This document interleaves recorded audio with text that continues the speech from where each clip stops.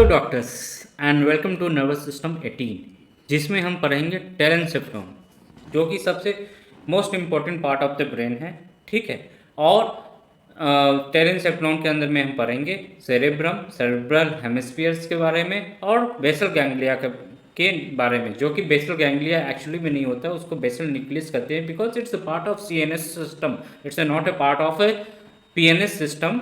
क्योंकि पीएनएस में जो ग्रुप ऑफ न्यूक्लाइज होते हैं, ग्रुप ऑफ सेल्स होते हैं, उनको हम गैंग्लिया कहते हैं, लेकिन सीएनएस में जो होते हैं उनको हम न्यूक्लियस कहते हैं। तो चलिए शुरू करते हैं। तो सेरिब्रल कॉर्टेक्स की बात करें तो जो रीजन होता है ये ग्रे मैटर सेल्स का रीजन होता है, और ये बेसिकली 6 लेयर्स में होते हैं। ठीक है। जो सबसे बाहर का लेयर होता है उसको हम मॉलिक्यूलर लेयर कहते हैं, उस मोस्ट ऑफ दी डेंड्राइट्स होते हैं। ठीक है, मोटा मोटी ये जान लीजिए। एक्सटर्नल लेयर जो होता है, एक्सटर्नल लेयर में ऐसे सेल्स होते हैं जो इन्फॉर्मेशन रिसीव करते हैं, कहाँ, different part of the brain से और थैलेमस से। ठीक है। एक्सटर्नल पिरामिडल लेयर जो होता है ये लार्ज पिरामिडल सेल्स को कंटेन करते हैं, और ये इंफॉर्मेशन को सेंड करते हैं different part of the cortex या other part of the brain को। ठीक है। जो इंटरनल ग्रैनुलर लेयर होता है, जो चौथा लेयर होता है, ठीक है, it receive information from the third layer and from the thalamus. मतलब ये थर्ड लेयर, मतलब थर्ड लेयर बोलने तो एक्सटर्नल पिरामिडल लेयर से ये इन्फॉर्मेशन लेता है और थैलेमस से इन्फॉर्मेशन लेता है। पांचवा लेयर जो होता है वो बहुत ही इंपॉर्टेंट लेयर होता है, जिसको हम इंटरनल पिरामिडल लेयर कहते हैं। Most of the motor neurons जो होते हैं ना वो इसी लेयर में पाए जाते हैं। और जो लास्ट का लेयर होता है वो मल्टीफॉर्म है, जैसा कि नाम सजेस्ट कर रहा है, यहाँ पर सब तरह के न्यूक्लियस और सब तरह के सेल्स होते हैं, जो कि कॉर्टेक्स और सब कॉर्टेक्स, जो कॉर्टेक्स के नीचे में जो पार्ट है सब कॉर्टेक्स में गैंग्लियंस वगैरह आ जाएंगे, उन सबसे ये कोऑर्डिनेट करता है। तो ये तो हम जान लिए ब्रेन के कॉर्टेक्स के डिफरेंट लेयर्स के बारे में। अब जब ब्रेन ऐसा उबड़ खबर क्यों है ये भी जान लेते हैं। तो क्या है कि जब ड्यूरिंग एम्ब्रायोनिक डेवलपमेंट जो ब्रेन का जो बाहर वाला पार्ट है ना वो बहुत तेजी से ग्रो करता है, बशर्ते जो ब्रेन का जो अंदर का पार्ट है। इसलिए जो ब्रेन में ना ऐसे ऐसे जो उबड़ खाबड़ चीज देखते हैं आप, उभार देखते हैं, ठीक है, उसको हम जायरस कहते हैं। और जो अंदर की तरफ डीप सर्कस देखते हैं उसको सर्कस कहते हैं। ठीक है, जो अंदर की तरफ घुसा हुआ होता है उसको हम सर्कस कहते हैं। ठीक है, फोल्ड्स जो फीचर्स होते हैं उसको हम सर्कस कहते हैं। ब्रेन में कुछ फीचर्स भी पाए जाते हैं। एक तो लॉन्गिट्यूडनल फीचर होता है जो ब्रेन को जो टेलेंसेफ्रॉन को दो पार्ट में बांट देता है, राइट एंड लेफ्ट हेमिस्फीयर में बांट देता है। ठीक है। उसके बाद टेम्पोरल होते हैं, टेम्पोरल फीचर्स होते हैं जो ब्रेन को सेरेबेलम से अलग करते हैं। ठीक है। तो इन सब के बारे में हम सब कुछ बहुत डिटेल में पढ़ेंगे। चलिए तो स्टार्ट करते हैं हम ब्रेन के स्ट्रक्चर को इस वीडियो के माध्यम से। ओके, तो let's see the cerebrum with the help of an video. So this portion which you are looking at, which is of blue color, is our telencephalon, and you know the cerebrum is a part of telencephalon. So this is our brain. When we cut our brain longitudinally, okay, जब हम अपने brain को longitudinally cut कर देंगे तो ये हमें कुछ इस तरीके का दिखेगा, जहाँ पर हमें नीचे में पॉन्स, मिड ब्रेन और टेलेंसेफ्लॉन दिख जाएंगे। उसके बाद ये जो एरिया दिख रहा है ये एरिया हमारा टेलेंसेफ्लॉन का है।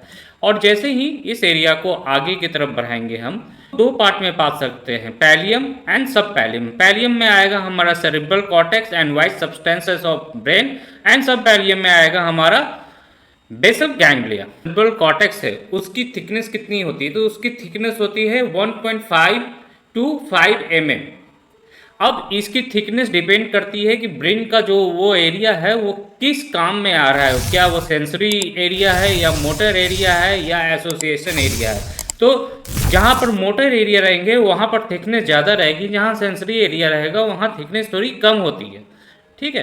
सेरेब्रल कॉर्टेक्स को अगर हम देखते हैं तो ये 6 लेयर्स में बना होता है। ऊपर का पार्ट जो होता है वो मॉलिक्यूलर लेयर होता है। ठीक है।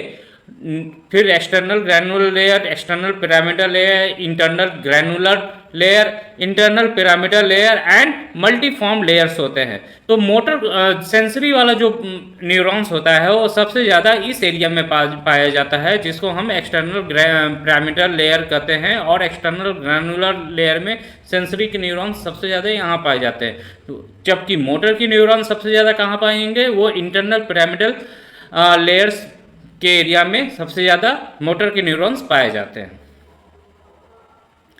चलिए अब हम बताते हैं यहाँ पर कि जो सेंसरी एरिया होता है, तो ब्रेन में कितने सेंसरी पार्ट्स होते हैं। तो पहला तो होता है प्राइमरी सोमैटोसेंसरी कॉर्टेक्स, ठीक है, जो कि हमारे पैराइटल लोब में होता है।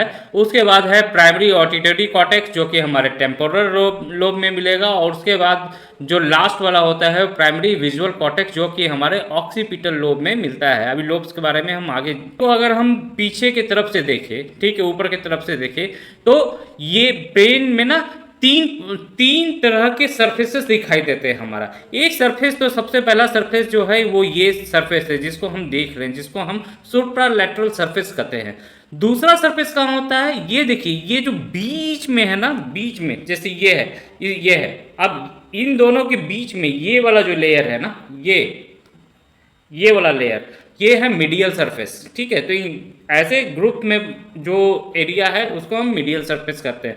और वैसे ही जो नीचे इंफीरियर सरफेस के बीच में जो एरिया होंगे ना, ये वाला जो एरिया होगा उसको हम कहेंगे इंफीरियर सरफेस कहेंगे। तो ब्रेन में 3 सरफेसेस एरिया होते हैं।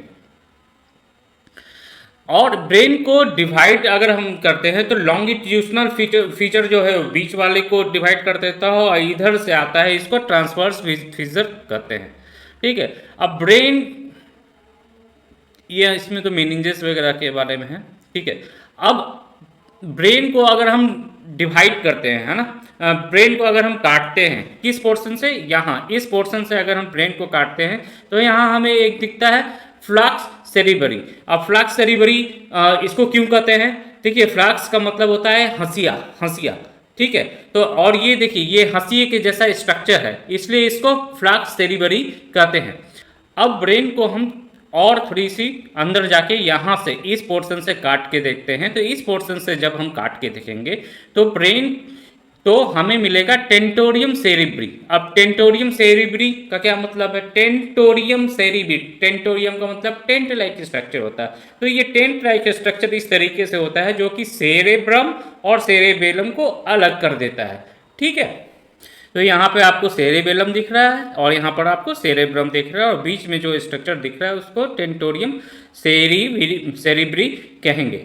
अब हम ब्रेन को थोड़ा और पीछे के स्ट्रक्चर से काटते हैं, तो यहाँ पे आपको जो स्ट्रक्चर एक्स्ट्रा देखने को मिलेगा उसको कहते हैं फ्लैक्स सेरिबेली। तो भैया आप ये समझ लीजिए, फ्लैक्स सेरिबेली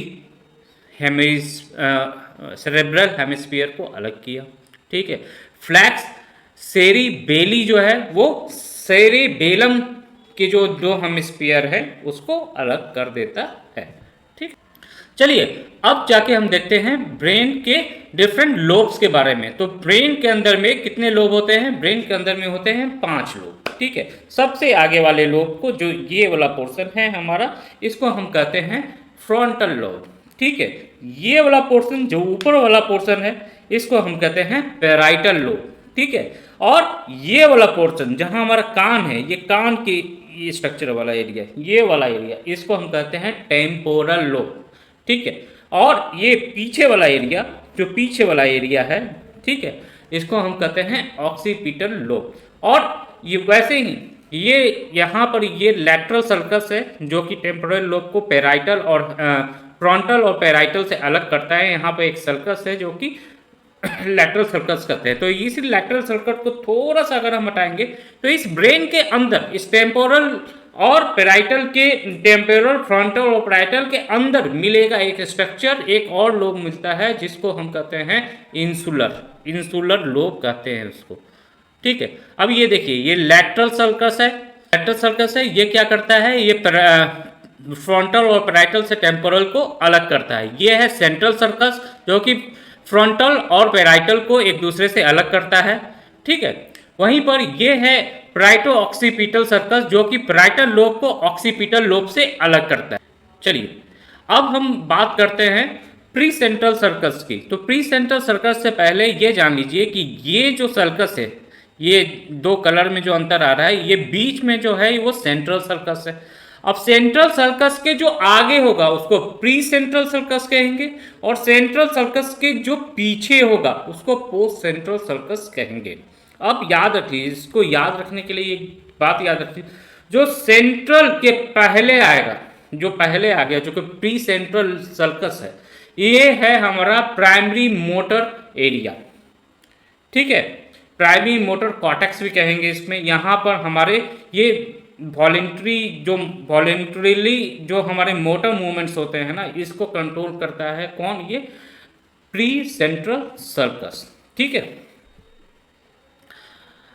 अब आगे बढ़ते हैं।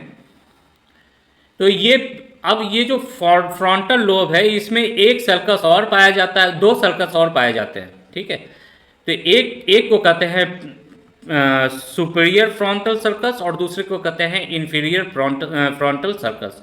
अब ये क्या करता है, ये जो फ्रंटल लोब है ना, फ्रंटल लोब को तीन भाग, इसको एक्चुअली प्री फ्रंटल एरिया भी कहते हैं।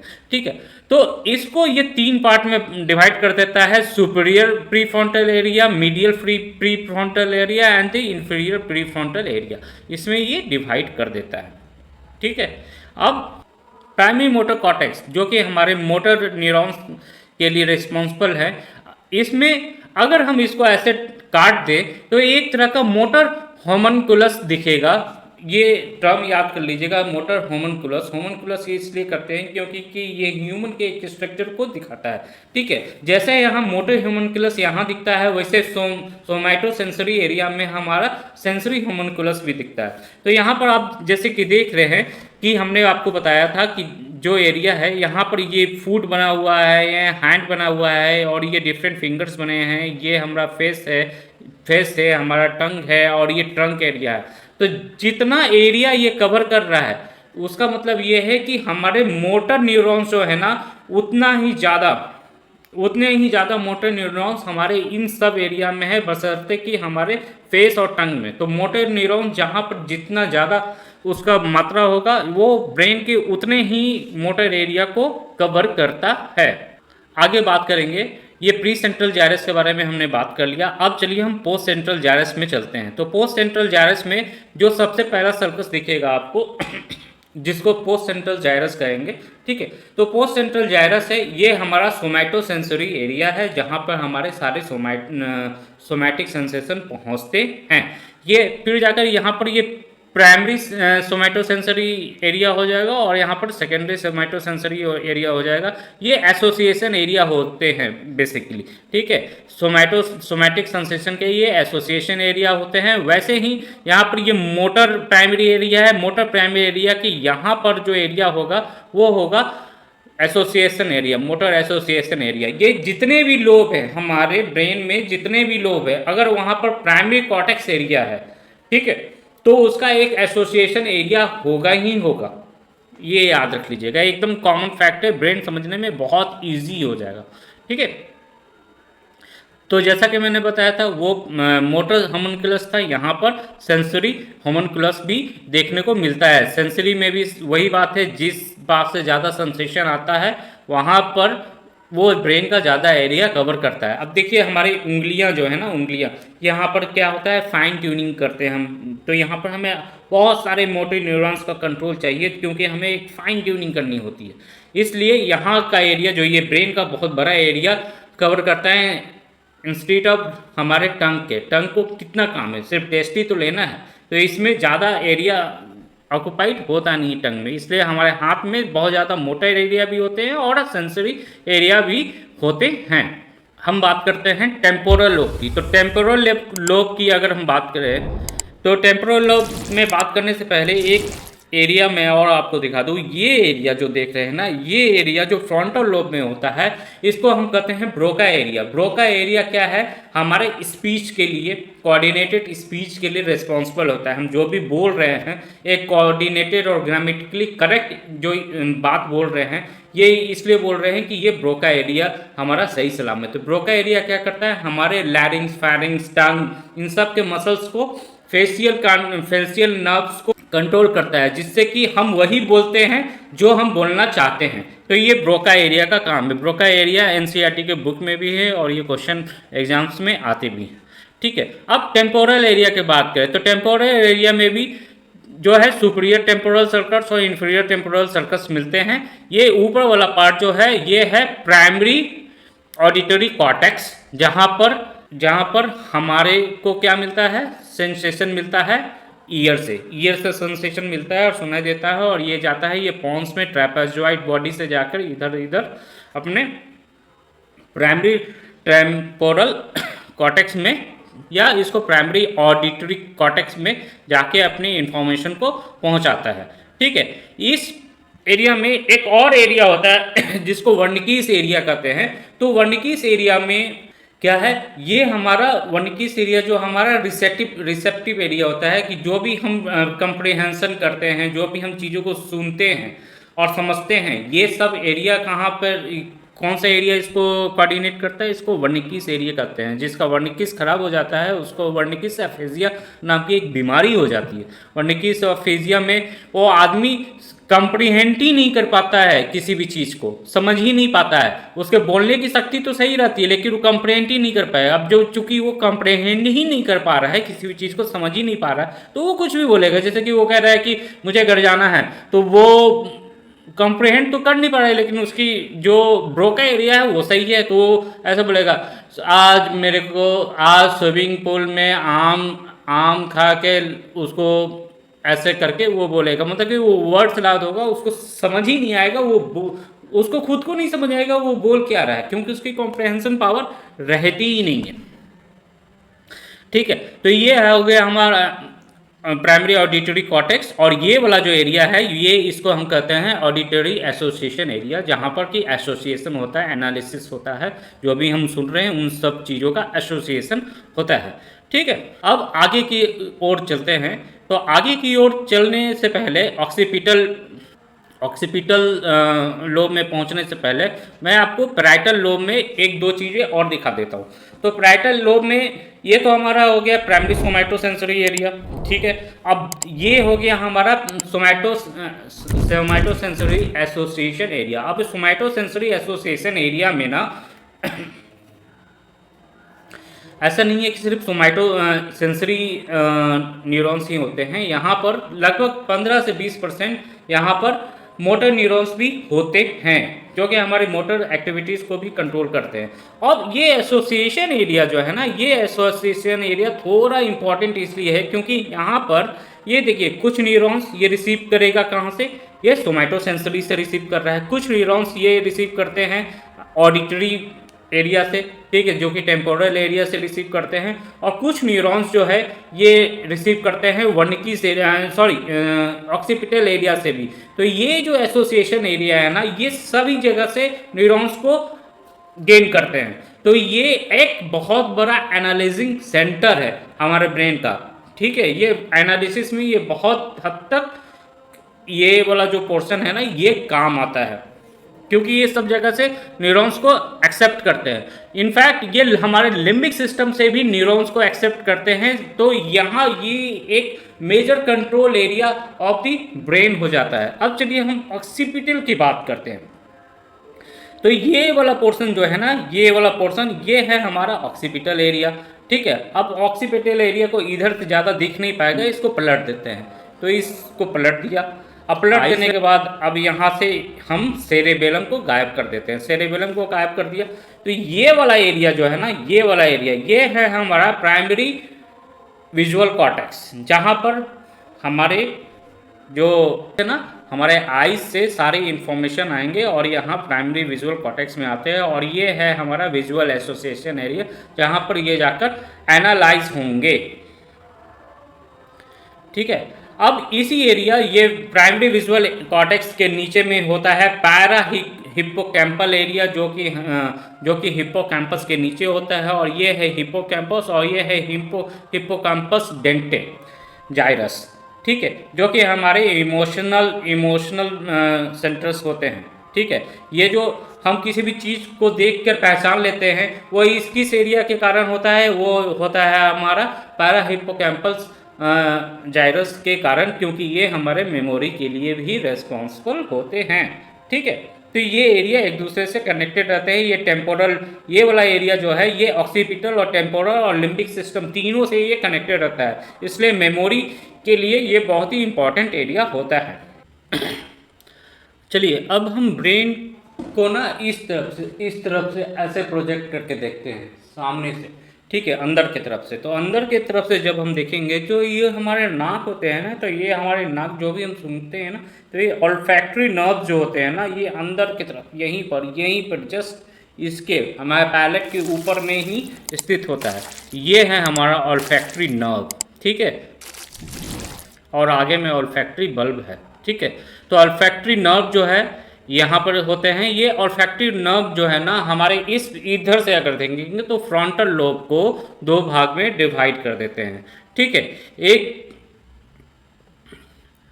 जिसको हम एक को रेक्टस कहेंगे और दूसरे को ऑर्बिटल कहेंगे। ठीक है, इसको रेक्टस जाइरस कहेंगे और दूसरे को फ्रंटल ऑर्बिटल फ्रंटल जाइरस कहेंगे। ठीक है, तो ये दो ब्रेन को हमारे दो पार्ट में डिवाइड कर देते हैं। अब जब हम लैटरल सर्कस को थोड़ा अलग के पास से थोड़ा ब्रेन को अलग करेंगे, तो नीचे की तरफ में हमें मिलेगा इंसुलर लोब, अंदर की तरफ में, जो कि कनेक्टेड होता है टेम्पोरल से, पैराइटल से और फ्रंटल से, ये कनेक्टेड होता है। ये लोब जो है हम किस चीज़ के लिए रिस्पॉन्सिबल होता है, ये होता है हमारे गस्टेशन और विसरल सेंसेशन के लिए रिस्पॉन्सिबल होता है। गस्टेशन एंड विसरल सेंसेशन के लिए ये लोब हमारा रिस्पॉन्सिबल होता। तो चलिए ब्रेन के सारे लोब्स के बारे में हमने जान लिया। अब टेलेंसेफ्लॉन के अंदर के पार्ट के बारे में जानते हैं। ठीक है, ब्रेन के अंदर के भाग में अभी हम आउटर कवरिंग के बारे में पढ़ लिए, जो कि कॉर्टेक्स है। ठीक है, अब अंदर के बारे में पढ़ते हैं। तो अंदर के बारे में हम देखेंगे तो अंदर में मिलेगा हमें वाइट मैटर और डीप ग्रे मैटर्स। ठीक है, जिसको हम बेसल गैंग्लिया भी कहते हैं। अब वाइट मैटर में तीन तरह के फाइबर्स पाए जाते हैं। पहला एसोसिएशन फाइबर, दूसरा कमिश्रल फाइबर एंड तीसरा प्रोजेक्शन फाइबर। तो बारी की बारी हम सारे फाइबर्स को देखेंगे, ये कितने तरह के होते हैं और इनका क्या क्या काम होता है। उसके बाद लास्ट में हम बेसल गैंग्लिया के बारे में जानेंगे। तो चलिए आइए देखते हैं वाइट मैटर के एसोसिएशन फाइबर्स को। तो एसोसिएशन फाइबर जो होते हैं वो इस तरीके से यू शेप में होते हैं, मतलब कि वो एक जाइरस से दूसरे जाइरस को कनेक्ट करते हैं। ये जो एसोसिएशन फाइबर होते हैं ये दो तरह के होते हैं। एक तो होते हैं शॉर्ट एसोसिएशन फाइबर, जो कि बगल वाले जीराई को एक दूसरे से कनेक्ट कर देते हैं। दूसरा होता है long association fibre. Long association fibre में भी ये दो तरीके के होते हैं। एक होता है सुपीरियर लॉन्गिट्यूडनल फेसिकुलस और दूसरा होता है इंफीरियर लॉन्गिट्यूडनल फेसिकुलस। तो सुपीरियर लॉन्गिट्यूडनल फेसिकुलस जो होता है वो क्या करता है, वो फ्रंटल, पैराइटल और ऑक्सीपिटल लोब को एक को कनेक्ट करता है। दूसरा अगर हम बात कर ले इंफीरियर लॉन्गिट्यूडनल फेसिकुलस, वो टेम्पोरल लोब को ऑक्सीपिटल लोब से कनेक्ट करता है। फिर तीसरा जो होता है वो होता है यूसिनेट फेसिकुलस। यूसिनेट फेसिकुलेट का काम है वो टेम्पोरल लोब को फ्रंटल लोब से कनेक्ट करता है। इसके बाद एक सिंगुलम भी होता है। सिंगुलम क्या होता है, तो अगर आपको याद होगा कि सिंगुलेट जाइरस, तो ये सिंगुलम जो फाइबर्स हैं ये सिंगुलेट जाइरस के फाइबर्स हैं। ये प्रीफ्रंटल एरिया को यहाँ से प्राइटल से होते हुए ये कनेक्ट करते हुए ये पारा हिप्पोकैम्पस जाइरस तक ये कनेक्ट करते हैं। ठीक है, चलिए ये तो हो गया एसोसिएशन फाइबर्स। अब हम बात करेंगे दूसरा कमिश्रल फाइबर्स। तो कमिश्रल फाइबर्स में दो सबसे पहला जो है उसको हम कहते हैं कॉर्पस कोलोसम। आप सबको मालूम है कॉर्पस कोलोसम एक बहुत ही इंपॉर्टेंट पार्ट है जो कि ब्रेन के दोनों हेमिस्फीयर को एक दूसरे से जोड़ता है। ठीक है, तो ये वाला जो पोर्शन है यहाँ पर आप देख रहे हैं ये कॉर्पस कोलोसम है। ठीक है, अब कॉर्पस कोलोसम को और ज़्यादा डिटेल में जानने के लिए हम ब्रेन को यहाँ से इस तरीके से डिवाइड कर देते हैं। तो ये वाला पार्ट जो है, ये वाला पार्ट जो सिंगुलेट जाइरस के नीचे में आ रहा है, ये है हमारा कॉर्पस कोलोसम। और कॉर्पस कोलोसम को अगर हम इसके डिफरेंट पार्ट्स की बात करें तो इसको हम चार पार्ट्स में डिवाइड कर सकते हैं। तो इसको हम चार पार्ट में डिवाइड कर सकते हैं। जो सबसे पीछे वाला पार्ट है उसको कहते हैं उसको हम कहेंगे स्पेलिनम, ठीक है। उसके आगे के पार्ट को हम ट्रंकस और उसके आगे के पार्ट को गेनू, ठीक है, या जेनू भी कहते हैं, और उसके बाद उसको हम रोस्टम कहते हैं। अब देखिए गेनू का मतलब होता है नी लाइक स्ट्रक्चर, तो नी की तरफ बेंड होता है। रोस्टम मतलब पीछे की तरफ का टेल लाइक स्ट्रक्चर। तो इस तरीके से आप याद रख सकते हो कि कॉर्पस कॉलोसम को ना 4 पार्ट में डिवाइड किया जाता है। वहीं से कॉर्पस कॉलोसम यहाँ से ये आगे आगे की तरफ भी कुछ फाइबर्स को प्रोजेक्ट करते हैं और पीछे की तरफ भी फाइबर्स को प्रोजेक्ट करते हैं, ठीक है। तो आगे की तरफ जो फाइबर्स को प्रोजेक्ट करते हैं उन फाइबर्स को हम कहते हैं फ्रंटल फोर्सेप, और जो पीछे की तरफ जो फाइबर्स को प्रोजेक्ट करते हैं उसको हम कहते हैं ऑक्सीपिटल फोर्सेप, ठीक है। अब हम बात करते हैं कॉर्पस कोलोसम के नीचे में जो ये पार्ट है, ये है सेप्टम पैलेस्टिटम, जो कि हमारे वेंट्रिकल्स को अलग करता है। और ये वेंट्रिकल के नीचे में जो पार्ट आपको दिख रहा है यहाँ पर, ये है हमारा फॉर्निक्स, कमिश्चर ऑफ फॉर्निक्स। और फॉर्निक्स आपको अगर याद होगा तो हमने बताया था कि जो हमारा पैपेज सर्किट बना था तो उसमें हमने फॉर्निक्स दिखाया था आपको कि फॉर्निक्स कैसे हिप्पोकैम्पस से इंफॉर्मेशन को ले जाकर मेमोरी बॉडी तक इंफॉर्मेशन को पहुंचाता है। तो फॉर्निक्स यहाँ पर अगर इस फिगर में देखें तो इतना ही दिखेगा, लेकिन अगर इसके पीछे देखें तो ये राइट हेमिस्फीयर और लेफ्ट हेमिस्फीयर दोनों की तरफ इस तरीके से निकले रहता है। तो फॉर्निक्स के स्ट्रक्चर को हम आपको इस तरीके से आप समझ लीजिए, ये फॉर्निक्स का स्ट्रक्चर है। ये पूरा फॉर्निक्स नहीं है, यहाँ पर ये जो ग्रीन पोर्शन आएगा ना, ये ग्रीन पोर्शन जो है ये हिप्पोकैम्पस का पार्ट है, और ये वाला पार्ट जो है ना, ये पूरा पार्ट जो है ये वो फॉर्निक्स है। तो फॉर्निक्स को भी हम 3 पार्ट में डिवाइड कर सकते हैं। जो पीछे का पार्ट है उसको क्रस ऑफ फॉर्निक्स कहते हैं, ऊपर वाले को बॉडी ऑफ फॉर्निक्स कहते हैं, ठीक। चलिए अब हम इसमें बात करते हैं एंटीरियर कमिश्चर फाइबर की है। तो एंटीरियर कमिश्चर फाइबर जो है ना, ये वाला पोर्शन जो होता है ना, ये वाला, ये फॉर्निक्स के जस्ट आगे और वेंट्रिकल के जस्ट साइड में। तो ये है हमारा एंटीरियर कमिश्चर फाइबर, जो कि एक हेमिस्फीयर से दूसरे हेमिस्फीयर में कनेक्ट होता है। तो कमिश्चर फाइबर्स का काम क्या हुआ, वो एक हेमिस्फीयर के फाइबर से को दूसरे हेमिस्फीयर के फाइबर से कनेक्ट करते हैं, ये कमिश्चर फाइबर्स का काम हुआ, ठीक है। तो एसोसिएशन फाइबर का काम क्या हुआ, वो एक ही हेमिस्फीयर के फाइबर्स को एक जेराई से दूसरे जेराई तक जोड़ते हैं, ठीक है। अब चलिए अब हम तीसरे की तरफ बढ़ते हैं, जो कि हमारा है प्रोजेक्शन फाइबर। तो प्रोजेक्शन फाइबर का काम क्या है, प्रोजेक्शन फाइबर का काम है भाई, ये कॉर्टेक्स को ब्रेन के डिफरेंट पार्ट से जोड़ता है, कॉर्टेक्स को ब्रेन के डिफरेंट पार्ट से जोड़ता है। जैसे देखिए ये कॉर्टेक्स है, कॉर्टेक्स को ब्रेन के डिफरेंट पार्ट से जोड़ता है, चाहे वो थैलेमस हो गया, सेरेबेलम हो गया, मिड ब्रेन हो गया, या स्पाइनल कॉर्ड हो गया। इन सब से कौन जोड़ता है, इसको प्रोजेक्शन फाइबर्स जोड़ते हैं। तो चलिए अब बात करते हैं हम प्रोजेक्शन फाइबर्स को। तो प्रोजेक्शन फाइबर के अंदर में हमें एक स्ट्रक्चर मिलता है जिसको हम इंटरनल कैप्सूल कहते हैं।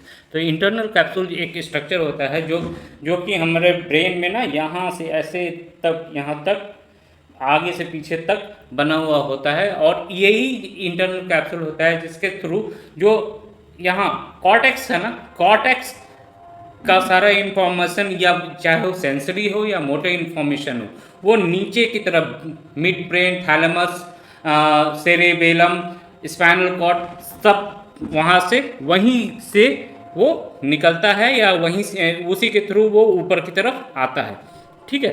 तो इंटरनल कैप्सूल के बारे में अगर हम ब्रेन को यहाँ से ऐसे डाइसेक्ट करते तो यहाँ से आपको ये कुछ स्ट्रक्चर्स देख जाएंगे, ठीक है ना। ये देखिए, ये कॉर्डेट न्यूक्लियस है, पुटामेन है, ये ग्लोबस पैलिडस हो गया, ये इंटरना हो गया, ये एक्सटर्नल हो गया, उसके बाद थैलेमस हो गया, उसके बाद ये सेप्टम पैलोसिडम, और यहाँ पर आपको वेंट्रिकल्स दिख रहे हैं, लैटरल वेंट्रिकल्स यहाँ पर ये आपको दिख रहे हैं, ठीक है। अब इसमें जो ये वाला पार्ट है, ये पार्ट है, ये है हमारा इंटरनल कैप्सूल। देखिए ये वाला जो पार्ट है हमारा, ये जो पार्ट है, ये है हमारा इंटरनल कैप्सूल। ये भी 3 तरह के 3 पार्ट में इसको डिवाइड किया जा सकता है, ठीक है। तो इसको 3 पार्ट में डिवाइड किया जा सकता है, जैसा कि आप देख रहे हो, ये आगे वाला पार्ट जो है इंटरनल कैप्सूल का जो आगे वाला पार्ट है इसको एंटीरियर लिम्ब कहते हैं। यहाँ से कौन से फाइबर्स जाते हैं, यहाँ से फ्रंटो पॉन्टिंग ट्रैक जाते हैं। यहाँ से कौन से, जो फ्रंटल लोब से जो फाइबर्स जाएगा ना पोंटाइन न्यूक्लियस, पॉन्स के पोंटाइन न्यूक्लियस तक जाएगा ना जो फाइबर्स, वो फ्रंटो पॉन्टिन ट्रैक बनाते हैं, वो यहाँ से जाएंगे। फिर जाके यहाँ पर अगर जेनू की बात कर लें तो जेनू में क्या है, फ्रंटल एरिया से ना, कॉर्टेक्स एरिया से जो न्यूक्लियस, जो कार्नियल न्यूक्लियस तक जो जाएंगे ना जो फाइबर्स, वो जाते हैं किसके, वो जाते हैं गेनू के तरफ, मतलब कॉर्टिको न्यूक्लियर ट्रैक्स, जो कि हमारे कार्नियल नर्व से एसोसिएट करते हैं।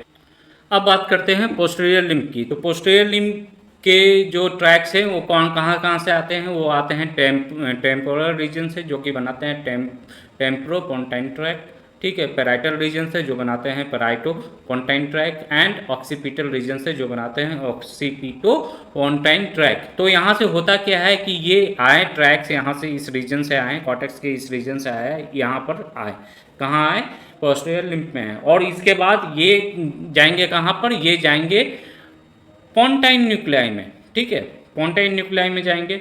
और पोंटाइन न्यूक्लियाई से ये ट्रैक्स फिर वापस कहाँ जाएंगे, पोंटाइन से जाएंगे सेरेबेलर, मतलब सेरेबेलम में जाएंगे। और सेरेबेलम से ये जाते हैं मिड ब्रेन के रेड न्यूक्लियस में जाते हैं, और रेड न्यूक्लियस से फिर ये ऊपर या नीचे की तरफ निकल जाते हैं, ठीक है। तो ये अगर हम अपना विजुअल पाथवे का एग्जांपल ले लें तो विजुअल पाथवे में यहाँ से विजुअल से आया, यहाँ ऑप्टिक क्याज्मा हुआ, ऑप्टिक क्याज्मा से ये गया हमारा प्राइमरी विजुअल कॉर्टेक्स में इंफॉर्मेशन गया, ठीक है, प्राइमरी विजुअल कॉर्टेक्स में इंफॉर्मेशन गया। और फिर जाकर अगर हम ईयर की बात करें तो हमारे ईयर से हमने जो भी कुछ सुना ये यहाँ पर आया, और पॉन्स में ट्रैपेजॉइड बॉडी को क्रॉस करके ये आगे की तरफ बढ़ते हैं, और आगे की तरफ बढ़ के ये कहाँ भेजते हैं इंफॉर्मेशन को, ये भेजते हैं प्राइमरी ऑडिटरी कॉर्टेक्स में इंफॉर्मेशन को भेजते हैं। तो ये सारे इंफॉर्मेशन कहाँ जाएंगे, पोस्टीरियर लिम्ब से जाएंगे। अब हम बात करते हैं बेसल गैंग्लिया की,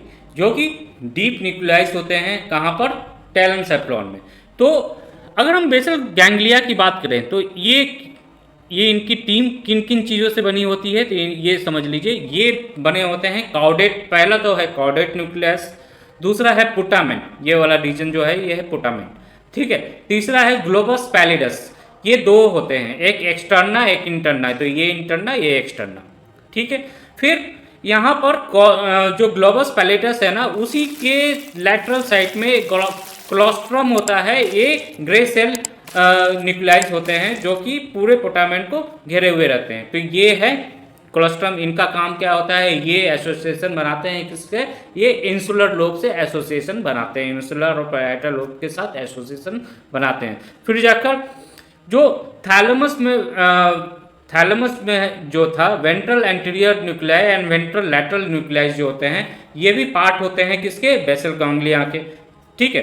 अब कहीं पर कभी कभी या हमेशा ही कह लीजिए कि कॉर्डेट और पुटामेन को अगर साथ में बोला जाए तो इसको स्ट्रैटिएटम बोलते हैं, और पुटामेन और ग्लोबस पैलिडस को अगर साथ में बोला जाए तो इसको लेंटिफॉर्म न्यूक्लियस भी कहा जाता है। इसके अलावा और क्या क्या पार्ट होते हैं बेसल गैंग्लिया के, तो बेसल गैंग्लिया के एक पार्ट ये है जिसको हम सबथैलेमस कहते हैं, आप पढ़ चुके हैं पिछले के क्लासेस में। और ये जो है एक मिड ब्रेन का एक पार्ट होता है जिसको सब्सटेंसिया नाइग्रा कहते हैं, ये भी है बेसल गैंग्लिया का एक पार्ट होता है। फिर जाकर बेसल गैंग्लिया का एक और पार्ट होता है जो कि हमारा लिम्बिक सिस्टम का पार्ट होता है, जिसको हम एमेग्डाला कहते हैं। तो एमेग्डाला जस्ट हिप्पोकैम्पस के आगे में होता है, ये एमेग्डाला होता है। तो ये सारे न्यूक्लियाइज जो हैं ये बनाते हैं क्या, बेसल गैंग्लिया, ठीक है। तो ये सब बेसल गैंग्लिया। अब बेसल गैंग्लिया का भाई काम क्या है, इतना न्यूक्लियाइज के बारे में जानने की काम क्या है, तो देखिए कोई भी मोटर एक्टिविटी हो, मोटर ऑर्डर हो, उसको स्टार्ट करना, मॉड्यूलेट करना और स्टॉप करना, ये सब किसके कंट्रोल में होते हैं, ये बेसल गैंग्लिया के कंट्रोल में होते हैं। चलिए देखिए कि मोटर प्राइमरी मोटर एरिया है, प्राइमरी मोटर एरिया से इंफॉर्मेशन नीचे गया, अब हम यहाँ पर बेसल गैंग्लिया मान लेते हैं। तो प्राइमरी मोटर एरिया से इंफॉर्मेशन बेसल गैंग्लिया में पहले जाता है, उसके बाद बेसल गैंग्लिया बेसल गैंग्लिया जो है ना चीज़ों को मॉड्यूलेट करता है, ठीक है, मतलब कोई भी मोटर इवेंट्स को स्टार्ट करता है, मॉड्यूलेट करता है और स्टॉप करता है, ठीक है। ये बेसल गैंग्लिया का मेन काम है, ठीक है। अगर आप अब हम ब्रेन को इस तरीके से हटा दें और सिर्फ बेसल गैंग्लिया को ही देखना देखना चाहें तो अगर हम ब्रेन को लॉन्गिट्यूडनली काट दें, ठीक है, और अगर हम बेसल गैंग्लिया के स्ट्रक्चर्स को देखना चाहें तो सबसे पहले हमें दिखिएगा सिंगुलेट जाइरस, उसके बाद कॉर्पस कोलोसम, उसके बाद सेप्टम पेलुसिडम, और ये वाला जो स्ट्रक्चर, उसके बाद ये देख लीजिए, ये है हमारा ग्रीन वाला जो दिख रहा है वो हमारा हिप्पोकैम्पस दिख रहा है, ठीक है। और उसके बाद काउडेट न्यूक्लियस, ये वाला जो रीजन है ये एकदम वर्म लाइक स्ट्रक्चर जो है ये है हमारा कॉर्डेट न्यूक्लियस, जो कि कनेक्टेड है किससे, पुटामेन से, ठीक है। अब इस फिगर को अगर हम थोड़ा सा घुमा दें, थोड़ा सा और आगे की तरफ लाए, तो यहाँ पर जो कॉर्डेट न्यूक्लियस है इसके हेड है, बॉडी है एंड टेल है, ये है पुटामेन, ठीक है। अब इसको हम इस तरीके से देखा जाए तो यहाँ पर आपको ये देखेगा, काउटेट दिख लिया, ये पुटामिन दिख लिया, ग्लोबस इंटरनल एक्सटर्नल दोनों दिख लिए, और ये थैलेमस है, ठीक है। तो इस तरीके से हम जान गए बेसल गैंग्लिया के बारे में, ठीक है। सो यहाँ तक हमने कवर कर लिया जो सेरेब्रल वाइट मैटर होते हैं और डीप ग्रे मैटर होते हैं। तो सेरेब्रल वाइट मैटर में हमने एसोसिएशन फाइबर्स के बारे में जान लिया, कमेस्ट्रल फाइबर्स के बारे में जान लिया, ठीक है, और प्रोजेक्शन फाइबर्स के बारे में भी जान लिया, ठीक है। डीप ग्रे मैटर्स में हमने बेसल गैंग्लिया, डिफरेंट तरह टाइप के जो बेसल गैंग्लियाज के बॉडीज़ हैं उनके बारे में जान लिया, उनका फंक्शन भी हमने जान लिया, ठीक है, ओके। अब हम आगे बढ़ते हैं अपने स्लाइड की तरफ। चलिए, तो अभी तक हमने जितना कुछ भी पढ़ा इसको इस पिक्चर में हम एक बार रिवीजन कर लेते हैं। तो ये है हमारा सेंट्रल सर्कस, ठीक है, और सेंट्रल सर्कस के आगे के पार्ट में क्या होगा, हमारा प्राइमरी मोटर एरिया होगा, ठीक है, प्राइमरी मोटर एरिया। उसके बाद प्राइमरी मोटर एरिया के आगे में क्या होगा, प्री मोटर एरिया, ठीक है, प्री मोटर एरिया, और उसके बाद में होगा ये फ्रंटल लोब, ठीक है। अब प्री मोटर एरिया और ये नीचे में है इसका क्या है, मोटर एसोसिएशन एरिया, ठीक है, यहाँ पर एसोसिएशन होते हैं मोटर न्यूरॉन्स के, ठीक है। और उसके बाद अब ये सेंट्रल सर्कस के पीछे में क्या है, पीछे में है प्राइमरी सोमाटोसेंसरी एरिया, ठीक है, जो कि सेंसरी नर्व न्यूरॉन्स सब आएंगे यहीं पर आते हैं। यहीं पर ये जो मोस्ट इंपॉर्टेंट एरिया है जिसको सोमाटोसेंसरी एसोसिएशन एरिया हम कहते हैं, ठीक है, जिसको जो कि पेराइटल लोब का एक पार्ट है। और इसमें ये जो नीचे का पार्ट है इसको हम कॉमन इंटीग्रेटिव एरिया कहते हैं, जो कि इंफॉर्मेशन रिसीव कहाँ से करता है, सोमाटोसेंसरी एरिया से करता है, ऑक्सीपिटल लोब से भी करता है और टेम्पोरल लोब से भी करता है। ये तो ऑडिटरी, विजुअल, सेंसेशनल, ये सारे रिस्पॉन्सेस को कोऑर्डिनेट करके एनालाइज करने का ये काम करता है, ये पेराइटल लोब में होता है, ठीक है। और ये एरिया जो आप देख रहे हो 39, 40 और 41, इसको हम कहते हैं वर्निकिस एरिया, ठीक है। ये इसका काम क्या है, ये हमारे कम्युनिकेशन सिस्टम में ना एनालिसिस, ये कॉम्प्रहेंड करने की जो क्षमता होती है हमारी किसी भी चीज़ को समझने की क्षमता, पढ़ कर देख कर पढ़ रहे हैं, जैसे कि मैं आपको पढ़ रहा हूँ या आप मुझे अभी देख रहे हो, ठीक है, तो आप देख के मैं जो बोल रहा हूँ इस चीज़ों को कॉम्प्रिहेंड कर पा रहे हो, मेरे लैंग्वेज को समझ पा रहे हो, वो इसलिए कर पा रहे हो क्योंकि आपका वर्निकिस एरिया सही तरीके से काम कर पा रहा है, ठीक है। वहीं पर ये आगे में जैसा कि मैंने बताया था कि फ्रंटल एरिया में एक एरिया होता है जिसको हम ब्रोका एरिया कहते हैं। ये 44, 45 एरिया जो है ये ब्रोका एरिया है। तो ब्रोका एरिया को मैंने डिफाइन कर दिया था कि ये हम जो बोलते हैं, हम जो सोच समझ के कुछ भी बोलना चाहते हैं, इसको कंट्रोल कौन करता है, ये ब्रोका स्पीच एरिया करता है, ठीक है। अब विजुअल एसोसिएशन एरिया में क्या है,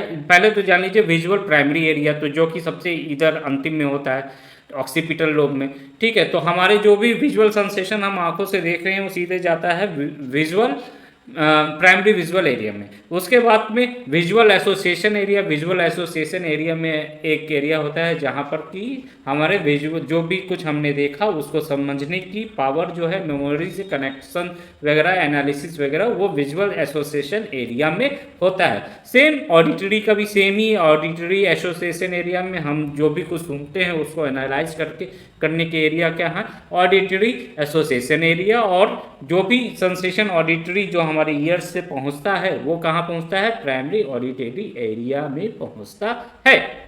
अब इसी टेम्पोरल लोब में इस ऑडिटरी एरिया के जस्ट पिछनरी एरिया होता है जो कि प्राइमरी ऑल्फैक्टरी एरिया और ऑल्फैक्शन एसोसिएशन एरिया भी होते हैं। ठीक है, तो उनका काम सेम है, जो कि उनका काम है प्राइमरी ऑल्फैक्शन एरिया क्या, ऑल्फैक्टरी कॉर्टेक्स क्या करेगा, वो इंफॉर्मेशन वो हमारे स्मेल को वहाँ पर पहुँचाएगा। उसके बाद एसोसिएशन वो मेमोरी और लिम्बिक सिस्टम से एसोसिएटेड रहते हैं, जिससे कि वो एनालाइज करते हैं और किसी भी चीज़ को सूंघने के बाद आपको कुछ भी याद आ जाता है, मेमोरी आ जाता है, हमारे इमोशंस जाग जाते हैं, वो सब उस एरिया से कनेक्टेड होते हैं। ठीक है, ये जैसा कि ये आप देख रहे हो, ये है लेटरल सेरेब्रल सर्किस, जो कि किसको डिवाइड कर रहा है, वो फ्रंटल और पैराइटल को टेम्पोरल से अलग कर देता है। ठीक है, और ये फ्रंटल लोब के ऊपर में जस्ट एक एरिया होता है जिसको फ्रंटल आई फील्ड एरिया कहते हैं। तो फ्रंटल आई फील्ड एरिया जो है ना, हमारे आई मसल्स के मूवमेंट के लिए रेस्पॉन्सिबल होता है। ठीक है, उसके बाद में ये जो कि हमने एक चीज़ बताया था कि इंसुला जो होता है ना, वो अंदर होता है, लेटरल के अंदर होता है। तो वहाँ पर आपको मिलेंगे प्राइमरी गस्टेशन एरिया और गस्टेशन एसोसिएशन एरिया मिलेंगे, जो कि हमारे टेस्ट बर्ड्स के सेंसेशन को कंट्रोल करते हैं। तो इस tरिके से आपने देख लिया कि सेरेब्रम में कौन एरिया किससे कंट्रोल होता है। एक चीज़ बड़ा कॉमन है सब में कि पहला देखो सारा इंफॉर्मेशन आएगा प्राइमरी में, फिर उसके प्राइमरी से सटे हुए एसोसिएशन एरिया भी होंगे जो उस इंफॉर्मेशन को एनालाइज करेंगे, और फिर जाकर वो सब मोटर एरिया को जाकर भेजेंगे। ठीक है ना, तो और मोटर एरिया में भी मोटर एरिया एसोसिएशन होते ही हैं जो कि करते हैं। ठीक है, तो इस तरीके से हम इन सब के फंक्शंस को पढ़ लिए। चलिए नेक्स्ट स्लाइड में ब्रोका और वर्निकीज के बारे में हमने पढ़ ही लिया। ठीक है, अब जो हमने वीडियो में जो सेकंड पार्ट देखा था वो था कि सेरेब्रल वाइट मैटर्स, तो उसमें हमने सब कुछ पढ़ ही लिया। हमने ये एसोसिएशन ट्रैक्स के बारे में पढ़ लिया, कमिश्नल ट्रैक्स के बारे में पढ़ लिया और प्रोजेक्शन ट्रैक्स के बारे में भी पढ़ ही लिया। चलिए अब बेसल गैंग्लिया के बारे में जान लेते हैं। तो बेसल गैंग्लिया के सारे न्यूक्लियस के और उनके कैसे कैसे कनेक्शन हैं, इनके बारे में आपको वीडियो के माध्यम से आपको हम समझा ही चुके हैं। चलिए अब इनके जो डिफरेंट न्यूक्लियस होते हैं उनके क्या क्या स्पेसिफिक फंक्शन होते हैं वो जान लेते हैं। तो पुटामिन जो होता है ना, वो एंटिसिपेट करता है हमारे बॉडी मूवमेंट्स में। ठीक है, ग्लोबस पैलिडस जो होता है वो हमारे मसल टोन के लिए रिस्पॉन्सिबल होते हैं, स्पेसिफिक बॉडी मूवमेंट के लिए रिस्पॉन्सिबल होते हैं। और जो बेसल गैंग्लिया में जो एक काम और उनका होता है वो सब conscious contraction of skeletal muscle कहते हैं। मतलब कि कभी जैसे कि कोई हमें कोई अच्छा सा जोक सुनाया और हम अपने आप ऐसे हंसने लगे, हमारे मसल से यहाँ कॉन्ट्रैक्ट कर गए, हाथ ऊपर उठ गया, ताली बच गई, ऐसे ऐसे, वाह वाह वाह। तो ये सब कॉन्शियस एक्शन कौन करता है भैया, ये सब बेसल गैंग्लिया के काम है। हमारे ये बेसल गैंग्लिया जो हमारे लिम्बिक सिस्टम से भी रेगुलेटेड होते हैं, इसलिए वो हमारे इमोशंस को भी कंट्रोल करते हैं। ठीक है, तो इस तरीके से हमने जान लिया बेसल गैंग्लिया के भी बारे में। अब लास्ट स्लाइड जो है ये आप लोगों के लिए है एक छोटा सा स्लाइड। अच्छा, प्रीफ्रंटल एरिया का काम तो मैंने बताया ही नहीं।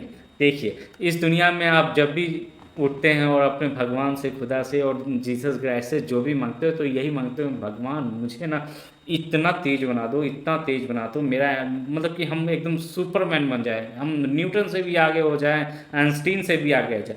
तो प्री फ्रंटल एरिया जो होता है ना, प्री फ्रंटल एरिया जो फ्रंटल लोब में होता है, इसका काम होता है हमारे इंटेलिजेंस से, हमारे रीजनिंग पावर से, हमारे मेमोरी से। तो ये सारे जो चीज़ें हैं ना, जो इंटेलिजेंस से रिलेटेड चीज़ें होती हैं वो हमारे प्री फ्रंटल एरिया में होता है। इसलिए यहाँ ये कहते हैं ना, ब्रेन को यहाँ से टकराना नहीं चाहिए। मोटा मोटी जो कॉर्टेक्स एरिया है वो हमारे वॉलेंट्री एक्टिविटीज़ के लिए रिस्पॉन्सिबल होते हैं।